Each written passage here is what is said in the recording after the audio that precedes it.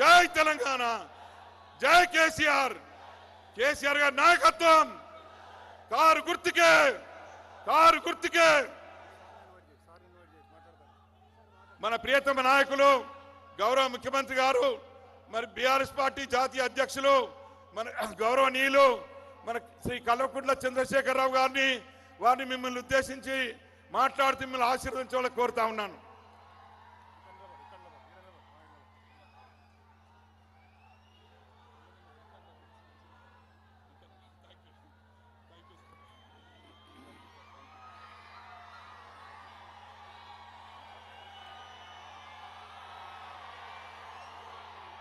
గౌరవనీయులు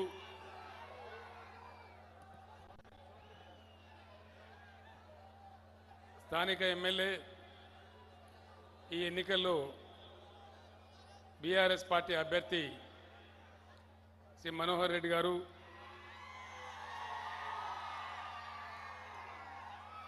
మన పార్లమెంట్ సభ్యులు మిత్రులు వెంకటేష్ గారు, భాను ప్రసాదరావు ఎమ్మెల్సీ మరియు చీఫ్ విప్ గారు, కోరుకంటి చందర్ ఎమ్మెల్యే గారు, రవీందర్ సింగ్ గారు సివిల్ సప్లైస్ కార్పొరేషన్ చైర్మన్ గారు, సత్యనారాయణ రెడ్డి గారు తెలంగాణ ఉద్యమ వ్యవస్థాపక నాయకులు, రామ్మూర్తి గారు, కోలేటి దామోదర్ చైర్మన్ గారు, నారదాసు లక్ష్మణరావు గారు ఎక్స్ఎమ్మెల్సీ గారు, వేదికను అలంకరించినటువంటి స్థానిక సంస్థల ప్రజాప్రతినిధులు, పార్టీ నాయకులు, పెద్దపల్లి నియోజకవర్గం నలుమూలల నుంచి విశేషంగా తరలివచ్చినటువంటి అక్కా చెల్లెళ్లకు, అన్నదమ్ములకు అందరికీ నా నమస్కారం. ఒక చిన్న తంటా ఉండే, హెలికాప్టర్లో పోదామని అనుకున్నా కానీ పంపించేసిన దానిగా. మీరు ఇంతమంది ఉన్నారు కాబట్టి నేను ఆదర బాదర మాట్లాడిపోతే బాగుండదని 4 విషయాలు మంచిగా మాట్లాడుకుందామని దాన్ని ఎల్లగొట్టేసినాం. ఇప్పుడు ఇబ్బంది ఏం లేదు. ఇక నేను మీ అందరిని ఒక మాట కోరుతా ఉన్నా. మన దేశంలో ప్రజాస్వామ్య వ్యవస్థ ఉంది. మీరు మంచిగా వినాలి 4 మాటలు దయచేసి. నినాదాల తర్వాత చెప్పుకుందాం. ప్రజాస్వామ్య వ్యవస్థలో ఉండాల్సినంత పరిణతి మన దేశ రాజకీయాలలో లేదు. ఏ దేశాలలో అయితే మంచి పరిణతి వచ్చిందో ఆ దేశాలు బాగా ముందుకు దూసుకొని పోతూ ఉన్నాయి. అందుకే మన దగ్గర ఎలక్షన్ వస్తే సీన్ చాలా తమాషగా ఉంటుంది. లొల్లి, గడబడ, అబద్ధాలు, అబాండాలు మోపడాలు, డబ్బుల కట్టలు తేవడాలు, ఇవన్నీ కూడా అడ్డగోలు జమాబందీ జరుగుతూ ఉంటాయి. మనం కూడా ఎందుకో ఎలక్షన్ రాగానే ఆగమాగం అడివేడి అయిపోతాం. ఏం కారణమో తెలియదు. అట్లా కావద్దు. మిమ్మల్ని అందరినీ కూడా నేను కోరుతా ఉన్న 2 విషయాలు. ఎన్నికలలో ఓటు ఆశామాషిగా వేయవద్దు, ఎట్టి పరిస్థితుల్లో వేయవద్దు. కారణం ఏంటంటే ప్రజాస్వామ్య వ్యవస్థలో ప్రజల దగ్గర ఉండే ఒకటే ఒక వజ్రాయుధం మీ చేతిలో ఉన్నటువంటి మీ ఓటు. మీ ఓటు వచ్చే 5 ఏళ్ల కోసం మీ తరారం రాస్తుంది. ఈ రాష్ట్ర భవిష్యత్తు నిర్ణయిస్తుంది. కాబట్టి దయచేసి నేను చెప్పే 4 మాటలు మీ గ్రామాలకు పోయిన తర్వాత, టౌన్లో మీ బస్తీలకు పోయిన తర్వాత మీరు చర్చించాలి. 10 మందిని పోగేసి మనవి చేస్తూ ఉన్నా. చర్చ చేయండి, నిజానిజాలు నిగ్గు తెల్చండి. మంచి ఏది ఉంటుందో ఆ వైపు ఓటేస్తే ప్రజలు గెలిచినట్టు అవుతుంది, నాయకులు గెలిచుడు కాదు. ఇంకొక విషయం కూడా మీ దృష్టిలో చెప్పాలి. నేను ఎలక్షన్ వచ్చినప్పుడు ఏం జరుగుతుంది? పార్టీకి ఒక మనిషి నిలబడతాడు. ఇద్దరైతే నిలబడరు. ఈచ్ పార్టీకి ఒక మనిషి. మనకు బీఆర్ఎస్ తరఫున పెద్దలు మనోహర్ రెడ్డి గారు ఉన్నారు.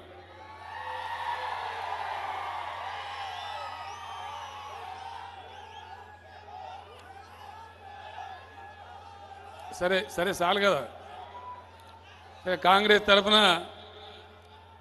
ఎవరో ఒక ఆయన ఉంటాడు, బీజేపీ కూడా ఒక ఆయన ఉంటాడు, ఇంకెవడన్నా ఉంటే ఒకడో ఇద్దరు ఇండిపెండెంట్ కూడా ఉంటారు. ఈ అభ్యర్థులది ఏమైందంటే వీళ్ళు గెలుస్తారు, వీళ్ళ ద్వారా రాష్ట్ర ప్రభుత్వం ఏర్పడుతుంది పైన, వీళ్ళ వెనకాల పార్టీలు ఉంటాయి.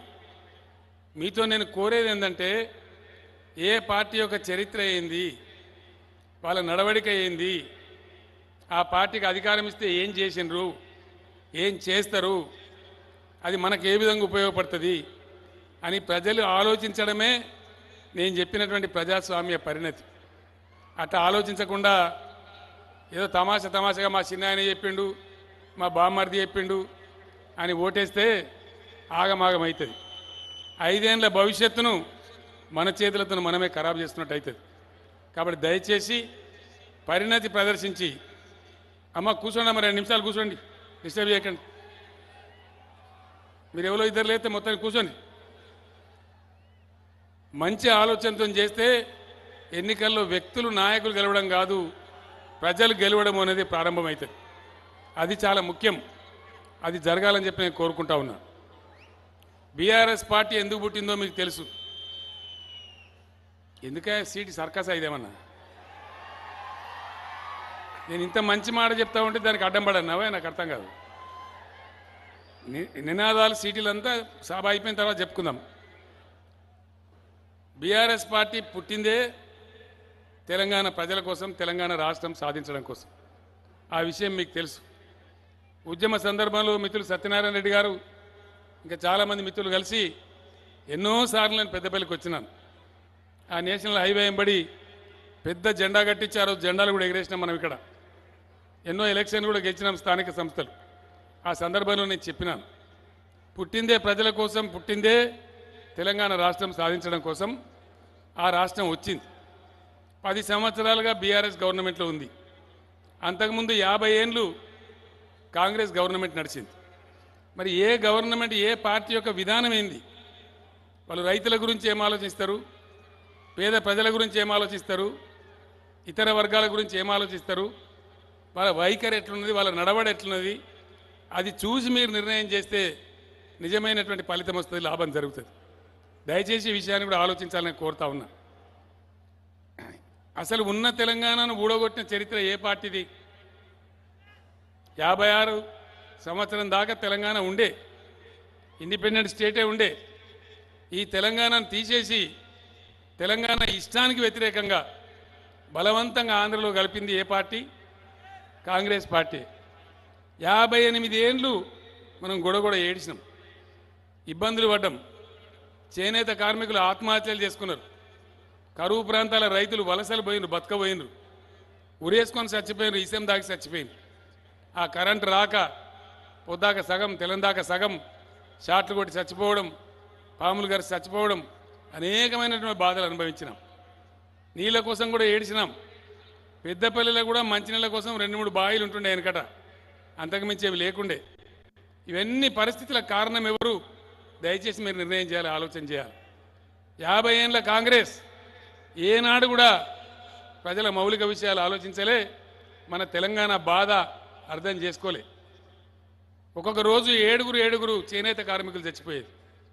మేము పోయి ఏడిచినాం అక్కడ. భూదాన్, పోచంపల్లిలో, దుబ్బాకలో, సిరిసిల్లలో చాలా చోట్ల ఆత్మహత్యలు చేసుకున్నారు చేనేత కార్మికులు. వాళ్ళని పట్టించుకోలే, కనీసం బతికిచ్చే ఉపాయం చేయలే. నేను పోయి దండం పెట్టి చెప్పిన సిరిసిల్ల కాడ, చచ్చిపోకుండా ఒక 2 ఏళ్ళు బతుకుని తెలంగాణ వస్తే మిమ్మల్ని కాపాడుకుంటామని నేను కండలను నీళ్ళు తీసుకొని చెప్పిన. అంత దారుణమైన పరిస్థితులు ఉండే. దానికి కారణం ఎవరు? తెలంగాణ ఇప్పుడు 10 ఏళ్ళ ప్రశాంతంగా ఉన్నది. ఈ 100 ఏళ్ళలో ఈ 10 ఏళ్ళే ప్రశాంతంగా ఉన్నది.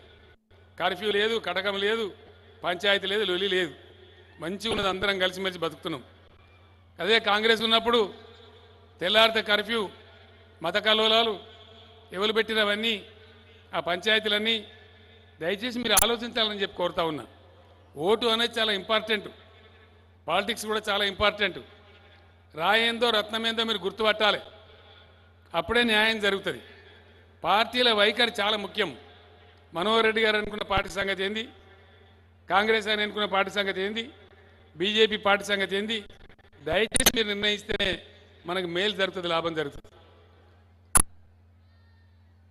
మనోహర్ రెడ్డి గారు మీకు తెలుసు, నేను చెప్పాల్సిన అవసరం లేదు. ఆయన ఒక విద్యావేత్తగా ఉన్నటువంటి వాడు, అభిలషించి వచ్చినాడు, ఎమ్మెల్యే అయినాడు, నిస్వార్థంగా పనిచేస్తాడు తప్ప ఆయన వ్యక్తిగత స్వార్థం లేదు. ఈ 10 ఏళ్లలో ఆయన ఎమ్మెల్యే ఉండే టైంలో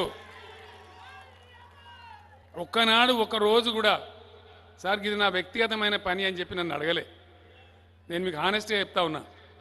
పెద్దపల్లి నియోజకవర్గ పనులు మా ఆయకట్టుకు నీళ్ళు వస్తలేవు, మీద మోటార్లు పెడతాను మాకు నీళ్ళు చక్కగా వస్తలేవు, ఇంకేదైనా చేయాలి, ఓదెల శ్రీరాంపూర్కు నీళ్ళు పోవాలి, టైలెండ్కు నీళ్ళు పోవాలి, ఇవే అడిగిండు తప్ప ఆయకట్టు గురించి రైతుల గురించి దాని గురించి చేసిండు తప్ప వేరే చేయలే. నేను హరితహారం అని ప్రోగ్రాం పెడితే నాకు బాగా గుర్తున్నది. 10 ఏళ్ల కిందనే ఆయన సొంతంగా 30-40 లక్షలు ఖర్చు పెట్టి చెట్లు తెచ్చి ఊరూరికి పంచిండు, ప్రతి ఊరికి పంచిండు. అవి గవర్నమెంట్ డబ్బులు కావు, ఆయన సొంత డబ్బులు ఖర్చు పెట్టి తెచ్చి ప్రతి ఊరికి కూడా చెట్లు పంపిణీ చేసిండు. ఆయన ఎంతసేపు నా ఊరు నా తాలూకా నేను ఎమ్మెల్యే అయినా కాబట్టి బాగుపడాలని ఆలోచిస్తాడు తప్ప వేరే రకంగా ఆలోచించాడు కాదు. ఆయనకు డ్రామాలు వేసుడు నాటకాలు వేసుడు రాదు. ఉన్నది ఉన్నట్టు మాట్లాడుతాడు, అరమరికలు లేకుండా నిజాయితీగా ఉంటాడు తప్ప ఏదో డ్రామా కోసం పనుల కోసం దొంగ ధర్నాలు చేసుడు దొంగ దీక్షలు చేసుడు ఇవన్నీ ఆయనకు రావు, మిరమెచ్చకాలు రావు. సాదా సీదాగా మీ మధ్య ఉండే వ్యక్తి, మీకోసం పనిచేసే వ్యక్తి. ఇంకో 2-3 విషయాలున్నాయి. తెలంగాణ వచ్చింది, చాలా ఘోరమైన పరిస్థితి ఉండే. ఆయకట్టు ప్రాంత రైతులకు కూడా మీకు కూడా చక్కగా నీళ్లు రాకపోవు, అక్కడ కూడా ఇబ్బందులు ఉండే, చాలా బాధ ఉండే. మేము ఒక నిర్ణయం తీసుకున్నాం, ఖచ్చితంగా వ్యవసాయ స్థిరీకరణ జరగాలి. వ్యవసాయం అనేది ఇవాడు పోతాడు, మన బాధ పోయింది. వ్యవసాయం స్థిరీకరించబడాలి, గ్రామాలు చల్లగా ఉండాలి అని ఒక నిర్ణయం తీసుకున్నాం. దాని ఫలితం ఏంది? మేము ఆశామాషిగా చేయలే, ఒక పద్ధతి ప్రకారం పథకం ప్రకారం ఆ నిర్ణయం జరిగింది. నిర్ణయం ఏంది? అంతకుముందు మీకు నీళ్ళు వస్తే నీళ్లకు పన్ను ఉండేది, వాటర్ సెస్, నీటి తీరువ వసూలు చేసేది.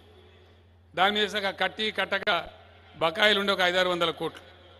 మేము ఒక నిర్ణయం తీసుకున్నాం, రైతును నిలబెట్టాలి ఏం చేసైనా సరే అని నిర్ణయం తీసుకుంటే నీటి తీరువ బకాయిలు మాఫీ చేసినాం. ఇలా నీళ్ళ ట్యాక్స్ లేదు తెలంగాణ రాష్ట్రంలో, నీటి తీరువ వసూలు చేస్తలేరు. అట్లనే ఉచిత విద్యుత్తు 24 గంటల కరెంట్ ఇస్తా ఉన్నాం, అదొక నిర్ణయం ప్రకారం ఇస్తా ఉన్నాం, వట్టిగానే ఇస్తలేము. అట్లనే సమయానికి ఉన్నోళ్ళు ఉంటారు, లేనోళ్ళు ఉంటారు, చిన్నోళ్ళు ఉంటాడు, పెద్దోళ్ళు ఉంటాడని పంట పెరగాలి, రాష్ట్రం గౌరవం పెరగాలి, రైతుల జేబు నిండాలి, వాళ్ళ అప్పులు తీరాలని చెప్పి రైతు బంధు కార్యక్రమాన్ని ప్రవేశపెట్టినాం. టంచనగా డబ్బులు వస్తూ ఉన్నాయి.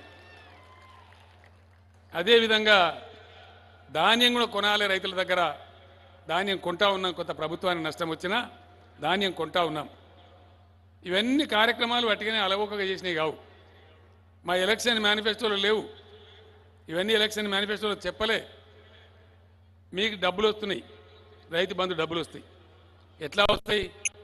మీరు ఏ ఆఫీస్కి పోతలేరు, ఎవరికి దరఖాస్తు పెడతలేరు, ఎవరికి ఏకైనా లంచం ఇస్తలేరు.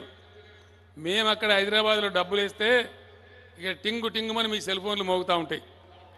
మీరు చూసుకొని బ్యాంకులో చూసుకుంటే మీకు డబ్బులు వచ్చేస్తున్నాయి. మీరు మందు బస్తాలకో, ట్రాక్టర్ దునకం కిరాయికో, పురుగుల మందులకో, ఇత్తనాలకో మీరు మంచిగా వాడుకుంటూ ఉన్నారు. దాని ద్వారా ఈరోజు 3 కోట్ల టన్నుల వడ్లు వండుతూ ఉన్నాయి తెలంగాణలో, 3 కోట్ల టన్నులు. ఇంకా కొన్ని ప్రాజెక్టులు ఉన్నాయి, అవి కూడా కంప్లీట్ అయితే 4 కోట్ల టన్నులకు పోయి ఇండియాలో మనమే నంబర్ 1 కాబోతా ఉన్నాం. ఇవాళ నంబర్ 2 ఉన్నాం. ఇదంతా కూడా తెలంగాణ వచ్చిన తర్వాత ఈ 7-8 ఏళ్లలో 9 ఏళ్లలో వ్యవసాయ రంగం సాధించినటువంటి అభివృద్ధి మీ కళ్ళ ముందు ఉన్నది. మీరే రైతులే దానికి కథానాయకులు. మేము అక్కడి నుంచి పంపించినా మీరే కథానాయకులు. ఇవాళ కాంగ్రెస్ పార్టీ మాట్లాడుతూ ఉంది, కేసీఆర్కి బుద్ధి లేదు, ప్రజలు కట్టే అమూల్యమైన ట్యాక్సు రైతు బంధు రూపంలో దుబారా చేస్తాడు అని మాట్లాడుతుంది. రైతు బంధు దుబారానా? రైతు బంధు వేస్టా? ఉండన్నా రైతు బంధు? ఉండాలంటే వాళ్ళు చేయలేవటాలు. ఒకసారి జర కెమెరాలు అక్కడ దింపురా బాబా, అక్కడ దిక్కు దింపురు. స్టేజ్ మీద ఉన్న వాళ్ళకి పట్టలేదా రైతు బంధు? ఉండాలి కదా రైతు బంధు. ఉండు కాదు, వచ్చేది మార్చి తర్వాత 12,000 అవుతుంది, పెరుక్కుంటే 16,000 కాబోతా ఉంది. ఎందుకంటే ప్రపంచవ్యాప్తంగా కూడా గవర్నమెంట్ సపోర్ట్ లేకుండా వ్యవసాయం జరగదు, జరుగుతలేదు ఎక్కడ కూడా. తప్పకుండా గవర్నమెంట్ సపోర్ట్ కావాలి. ఇవన్నీ నిర్ణయం చేసినాం. కరెంటు ఇప్పుడున్న పీసీసీ ప్రెసిడెంట్ గారు అంటుండు కరెంటు 24 గంటలు ఇచ్చి కూడా వేస్ట్ చేస్తుండే కేసీఆర్ 3 గంటలు ఇస్తే చాలు పారుతుంది అంటుండు 3 గంటలకు పారుతుందా పొలం ఎన్ని గంటలు ఉండాలి ఎన్ని 24 గంటలు ఉండాలి అది కూడా ఒకసారి చేయలేబట్టాలి దయచేసి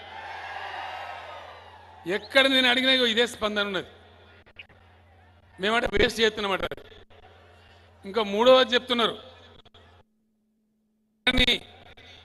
రాహుల్ గాంధీ అంటాడు కూడా చెప్పిండు మరి రాహుల్ గాంధీకి ఎద్దరికనో వ్యవసాయకనో నన్ను దున్నిండో నేనైతే కాపుని నాకు ఇప్పుడు కూడా వ్యవసాయం ఉంది మరి రాహుల్ గాంధీ వ్యవసాయం ఏమన్నదో నాకైతే తెలియదు ఆయనే మాట్లాడుతున్నాడు ధరణిని తీసి బంగాళాఖాతంలో వేస్తారట దయచేసి రైతులు సీరియస్గా ఆలోచన చేయాలి నేను చెప్పేది ఆషామాషి వ్యవహారం కాదు ఇక వాళ్ళు కుల్లా చెప్తున్నారు ప్రమాదం గొడ్డలి భుజం మీద పెట్టుకొని రెడీ ఉన్నారు వాళ్ళు ధరణిని తీసి బంగాళాఖాతంలో వేస్తాం నిజమే వేస్తారు మరి రైతు బంధు రావాలి ఎట్లొస్తుంది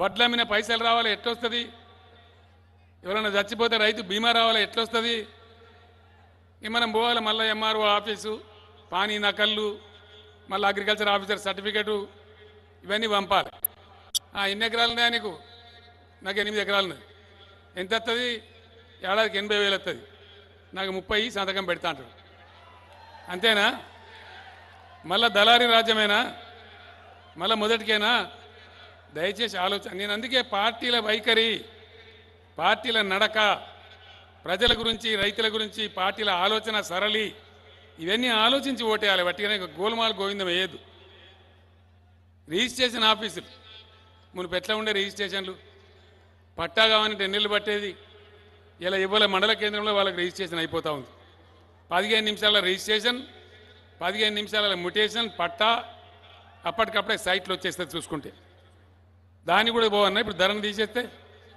మళ్ళీ పాత సబ్ రిజిస్ట్రార్ ఆఫీసులే వస్తాయా మళ్ళీ లంచాలు ముట్ట చెప్పానా అదే రావన్నా దయచేసి ఆలోచన చేయాలి ఎందుకంటే కాంగ్రెస్ పార్టీ ఓపెన్గా చెప్తా ఉంది 3 విషయాలు కరెంటు దుబారా రైతు బంధు దుబారా ధరని తీసేస్తాం అంటే సేమ్ మళ్ళీ పాత దళారీల రాజ్యం ఇంతకుముందున్న రాజ్యం ఇంకో విషయం కూడా మీరు ఆలోచించాలి ప్రభుత్వంలో అనేక మంది అధికారుల దగ్గర మీ భూమి మీద పెత్తనం ఉండేది ఎల్లే భూమి మల్లేకి రాసి మల్లేది పుల్లేకి రాసి జుట్లు ముడేసి వాళ్ళని కోట్ల చుట్టూ వకీళ్ళ చుట్టూ దింపి పైసలు లాగి 1000 కోట్లు మింగి ఆగం పట్టిన రైతులను నేను రైతు నా బాధ నాకు తెలుసు కాబట్టి ఈ బాధ శాశ్వతంగా పోవాలని చెప్పి ధరణి పోర్టల్ తెచ్చినాం ఇలా బ్రహ్మాండంగా రైతు బంధు డబ్బులు వస్తున్నాయి వడ్డమ్మిన డబ్బులు వస్తున్నాయి రైతు బీమా డబ్బులు వస్తున్నాయి రేపు ఇంకేం వచ్చినా కూడా ఇదే పద్ధతిలో వస్తాయి దరఖాస్తు లేదు దఫ్తర్ లేదు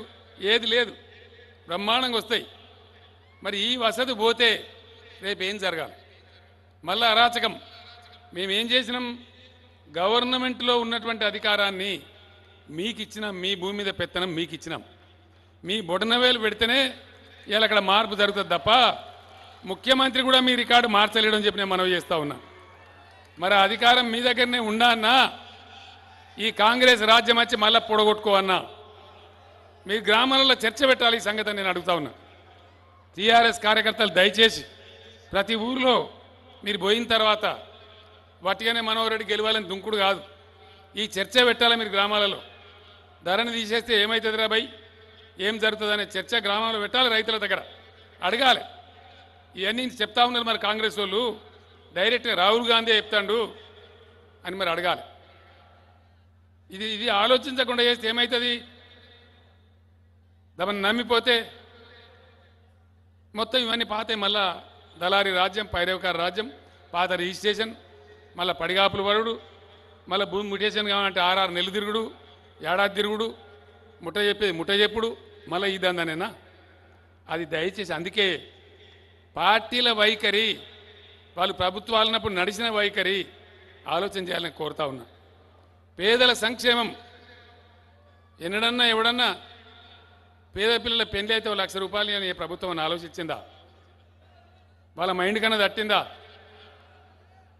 పేదవాళ్ళు ఉంటే వాళ్ళ కళ్ళు చూపించి కళ్ళద్దాలు ఇవ్వాలి కంటి వెలుగు ప్రోగ్రాం పెట్టాలని ఏ గవర్నమెంట్ అని ఆలోచించిందా ఆడపిల్లలు ప్రసూతికి పోతే డాక్టర్లు అడ్డమైన దోపిడీ చేస్తే ఇలా కేసీఆర్ కిట్టు పెట్టి గవర్నమెంట్ దవాఖానాలను దురుస్తు చేసి ఆరోగ్యపరంగా మీ అందరికి తెలుసు ఏ విధంగా 13 లక్షల కుటుంబాలకు కళ్యాణ లక్ష్మి వచ్చిందో మీకు తెలుసు ఎన్ని రకాల పేదలను ఆదుకుంటున్నామో మీకు తెలుసు చేనేత కార్మికుల కోసం బతుకమ్మ చీరలు పెడితే అవి పీతాంబరాలు కాకపోవచ్చు అటు కార్మికులు బతుకుతారు ఇటు పేద సాధలకు చీర దొరుకుతాను రెండు ప్రయోజనాలు నెరవేరుతున్నాయి ఇట్లా అనేక కార్యక్రమాలు విద్యా విషయంలో ఇలా రెసిడెన్షియల్ కాలేజీలు వచ్చినాయి మీ పెద్దపల్లి కూడా చాలా వచ్చినాయి ఎంత బాగున్నాయి రెసిడెన్షియల్ కాలేజీలు అందరి కోసం పెట్టుకున్నాం అందరి కోసం అంటే గిరిజనులకు పెట్టినాం మైనార్టీలకు పెట్టినాం బీసీలకు పెట్టినాం ఎస్సీలకు పెట్టినాం ఈ మధ్యన మీద ఒత్తిడి వచ్చింది మరి ఓసీలం మేము కూడా ఉన్నాం కదా మా దాంట్లో పేదలున్నారు మాకొద్దా కాలేజీలు అని చెప్పాను అందుకే నేను ప్రకటించిన మొన్న నియోజకవర్గానికి ఒకటి చొప్పున 119 ఓసీల కోసం కూడా రెసిడెన్షియల్ స్కూల్ పెడతామని నేను ప్రకటించడం జరిగింది ఎవరు పేదగా ఉంటే వాళ్ళకి న్యాయం జరగాలి ఎంత బ్రహ్మాండమైన విద్య దొరుకుతూ ఉంది వాళ్ళకు మీరు ఆలోచించాలి ఇవన్నీ నేను చెప్పుకోరుతా ఉన్నా మరి రెసిడెన్షియల్ పాఠశాలలు ఎందుకు పెట్టలే ఇలా బస్తీ దవాఖానాలు కావచ్చు పల్లె దవాఖానాలు కావచ్చు అమ్మఒడి వాహనాలు కావచ్చు కేసీఆర్ కిట్ కావచ్చు ఇవన్నీ సామాజిక బాధ్యతతోని సామాన్య ప్రజలకు నిరుపేద ప్రజలకు అవసరమయ్యే స్కీములు తెచ్చినాం గతంలో ఇవన్నీ ఎందుకు ఆలోచించలేదు అని నేను అడుగుతా ఉన్నా మీరు కూడా ఆలోచన చేయాలని చెప్పి నేను కోరుతా ఉన్నా ఇట్లా నేను చెప్పుకుంటూ పోతే మేము మేనిఫెస్టోలో చెప్పినవి తక్కువ మేనిఫెస్టోలో పెట్టకుండా చేసినవి చాలా ఎక్కువ ఒక శాంతాడంత లిస్ట్ ఉన్నది ఒక నమూనా కార్యక్రమం లేదు విదేశాలలో పేద పిల్లలకు సీట్ వస్తే 20 లక్షల రూపాయల గ్రాంట్ ఇచ్చి పంపించిన గవర్నమెంట్ ఇంతకుముందు చూసినామా మనం ఉండేనా అనేక వ్యక్తుల జ్యోతిబా పూలే మీద అంబేద్కర్ పేరు మీద ఇతర పేర్ల మీద పెట్టి బ్రహ్మాండంగా ఇస్తూ ఉన్నాం ఇలా జిల్లాకు ఒక మెడికల్ కాలేజ్ మనం అనుకున్నామా మన జీవితంలో అసలు పెద్దపల్లి జిల్లా అవుతుండేనా కేసీఆర్ ముఖ్యమంత్రి కాకపోతే తెలంగాణ రాకపోతే మనోహర్ రెడ్డి ఎమ్మెల్యే లేకపోతే పెద్దపల్లి జిల్లా వచ్చేదా పెద్దపల్లి జిల్లా తెచ్చినందుకన్నా మీరు 1,00,000 ఓట్ల మేయాడుతున్న మనోహర్ రెడ్డిని గెలిపాలని నేను కోరుతా ఉన్నా నేను మాట్లాడుతున్నగా ఒక గ్రోత్ సెంటర్ రావాలి కరీంనగర్కు మంచిర్యాలకు మధ్య అని ఆలోచిస్తుంటే సార్ మాది పెట్టుండ్రి పెద్దపల్లి అని చెప్పి నా దగ్గర వచ్చి కూర్చొని పెద్దపల్లిని జిల్లా చేయించిందే మనోహర్ రెడ్డి గారని మనవి చేస్తా ఉన్నా ఈ విధంగా అని ఆమె ఎవరైనా నువ్వు పెట్టరా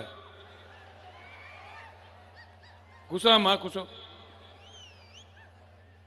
అమ్మా ఈ విధంగా ప్రతి జిల్లాకు మెడికల్ కాలేజ్ వస్తే తెలంగాణ రాష్ట్రం ఒకనాడు 4-5 కాలేజీలు మాత్రమే ఉన్నటువంటి రాష్ట్రం ఇలా సంవత్సరానికి 10,000 మంది డాక్టర్లను తయారు చేసేటువంటి రాష్ట్రంగా తెలంగాణ తయారైంది కేంద్ర ప్రభుత్వముడు ఒక్క మెడికల్ కాలేజీ ఇయ్యలే మనకు అయినా మన స్వశక్తి మీద మనమే ప్రతి జిల్లాకు మెడికల్ కాలేజీ పెట్టుకున్నాం ఇంత బాగా గతంలో ఎందుకు చేయలే గతంలో ఏంలో ఓన్లీ 3, 2, 5 మెడికల్ కాలేజీలు ఎందుకుండే మరి ఇలా ఏడకెళ్ళెత్తనాయి ఇవి ఎట్లా వస్తున్నాయి ప్రజల సొమ్ము ప్రజల కోసం వాడితే న్యాయంగా వాడితే ఇలా ఈ డెవలప్మెంట్ అంత వస్తూ ఉంది ఇదంతా మీ కళ్ళ ముందు ఉంది మీరు గోల్మాలై వట్టిగానే ఆగమాగం ఓటేయద్దు ఈ కారణాలన్నీ దయచేసి బీఆర్ఎస్ కార్యకర్తలు నేను కోరుతా ఉన్నా మీరు ప్రజల ముందు చర్చకు పెట్టి జరిగింది ఏంది జరగబోయేది ఏంది ఏ గవర్నమెంట్ వస్తే లాభం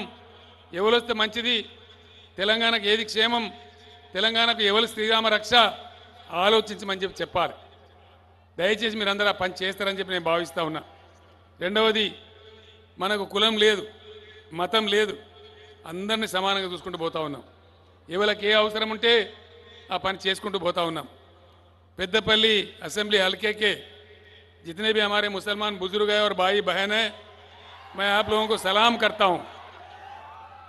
आप तमाम से अदबन गुजारिश करता हूं कि मनोहर रेड्डी साहब को पेद्दपल्ली का रुकने असेंबली फिर एक बार बनाइए। वो इसलिए जब तेलंगाना के लिए हम जद्दोजहद कर रहे थे उस समय भी मैं पेद्दपल्ली में आया था। मैं कह रहा था उन दिनों में हमारे जंग में नेकी है, नीयत है, इंसाफ है। अल्लाह के घर में देर है लेकिन अंधेर नहीं है और अल्लाह का करम हुआ तेलंगाना रियासत हासिल हुआ। अल्लाह के करम से ही 10 साल में बहुत ज़्यादा तरक्की भी किया। मैं एक ही मिसाल बता देता हूं आप लोगों को। हमारे से पहले बीआरएस के हुकूमत से पहले 10 साल लगातार कांग्रेस का हुकूमत था और 10 साल के कांग्रेस के हुकूमत में उन्होंने पैसा खर्च किया माइनॉरिटी डेवलपमेंट के लिए सिर्फ 900 करोड़ रुपया पूरे 10 साल में। ये हिसाब है, मेरा कोई स्टोरी नहीं है। लेकिन 10 साल में बीआरएस सरकार ने जो रकम खर्च किया वो 12,000 करोड़ है। उन्होंने 900 करोड़, हमारा 1200 करोड़, 12,000 करोड़। देखिए कितना फर्क है। हम क्या इसलिए हम चाहते हैं हर तेलंगाना शहरी के चेहरे पर नूर आ जाए और उनके चेहरे पे मुस्कान रहे। वो चाहे हिंदू हो, मुसलमान हो, क्रिश्चियन हो, जो भी हो, सभी हमारे बेटे हैं, हमारे भाई बंधु है। तरक्की हर किसी का होना चाहिए। और मैं आप लोगों को वादा करता हूं, जब तक केसीआर जिंदा रहेगा तेलंगाना अमन पसंद रियासत रहेगा और सेक्युलर रियासत ही बने रहेगा। ये मेरा वादा है आपके साथ। तो इसीलिए मुद्दा लाख बुरा चाहा तो क्या होता, वही होता है जो मंजूर खुदा होता है।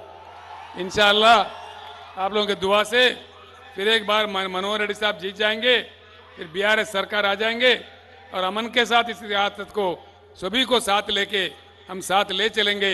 इतना मैं आपको वायदा करता हूं। मैं आपसे रुखसत होता हूं। సోదరులారా, అన్ని వర్గాలు కలుపుకొని ముందుకు పోతా ఉన్నాం। దళిత బంధు, నేను చివర ముగించే ముందు ఒక మాట చెప్తా ఉన్నా। దళిత జాతి వెనుకబడ్డ జాతి, వివక్షకు గురైన జాతి, యుగ యుగాలు అణచివేయబడ్డ జాతి। వాళ్ళు మనలాంటి మనుషులు గారా? వాళ్ళు బాగుపడద్దా?